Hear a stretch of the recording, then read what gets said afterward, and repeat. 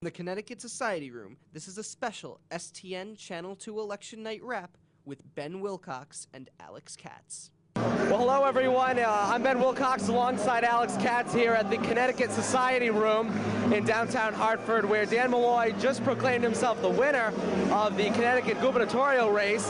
However, Tom Foley also said in his race down in Greenwich that it was too close to call and that both camps are still waiting to see quite who's won this race. But Dannel Malloy and Tom Foley both said it was too close to call, but Dannel Malloy seemed very confident when he just spoke to supporters here at the Society Room. Now, while most of the country saw Republicans, a strong support for Republicans tonight, Connecticut was different, Alex Katz. They saw a lot of support for Democrats. Well, you know, Connecticut is a very reliable state. It's very reliably Democrat. There's a large portion of it is registered Democrats. And so with the high turnout that they experienced today, I was at the polls earlier today, and a number of polls had 50% turnout already at about 1 or 2 o'clock in the afternoon. So with such a high turnout, it should be expected that it should be a Democrat win.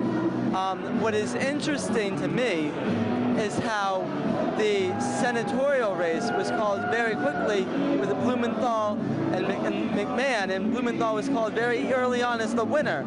And I believe he won by a very strong margin. And the same voters that voted Blumenthal in with such a strong margin, we are currently at a too close to call area right now, where I believe the current numbers show Tom Foley with the lead of 51% to about 47% to Dannel Malloy, which we all know is most likely to change according to Dannel Malloy. So it's very interesting how the reliably Democrat state reliably voted in a Democrat senator, but is unsure whether it's going to vote in a reliably Democrat governor. It's also important to point out, while a lot of the country saw Republicans taking seats away from Democrats, New England stayed pretty blue. In Rhode Island, I know a state representative, Patrick Kennedy's seat went to a Democrat. Governor Patrick in Massachusetts, he's a Democrat. He won re-election, as well as the Democrat Barney Frank. So all around New England, the Democrats held pretty strong, but you don't think that's the pulse of the country right now? Well, no.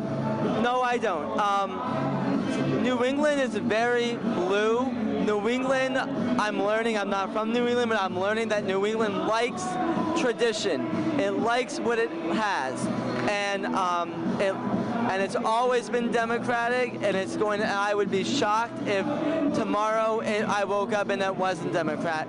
But, you know, there has been a lot of voter anger, voter frustration, voter enthusiasm leading towards the Republicans, and so the large gains that they have received in the House are expected. Is it a surprise that they kept their seat here in Connecticut in the lower district, where it's the border of New York and around the Greenwich area, where there's a large portion of Republicans? Maybe, maybe not. It all depends on how many people turned out, which I guess the high voter turnout in Connecticut, again, favor the Democrats. But New England is New England, and so the gains that they earned in Democrats and the incumbents that stayed are not a surprise, just as it is not a surprise that the Republicans made very, very large gains throughout the country. Yeah, and it's very important to point out that Republicans did take back the House. At least that's what we're hearing here in Hartford. And one of the reasons we're here so late right now is down in Bridgeport, they only ordered 21,000 ballots when they were supposed to order 69,000 ballots. So the Secretary of State went to court late tonight and got an injunction to extend voting until 10 o'clock, and that's what kept us here a little bit late. But that's all we have for a wrap-up for now. For Alex Katz, I'm Ben Wilcox. Thanks for joining us and tuning in to STN Channel 2.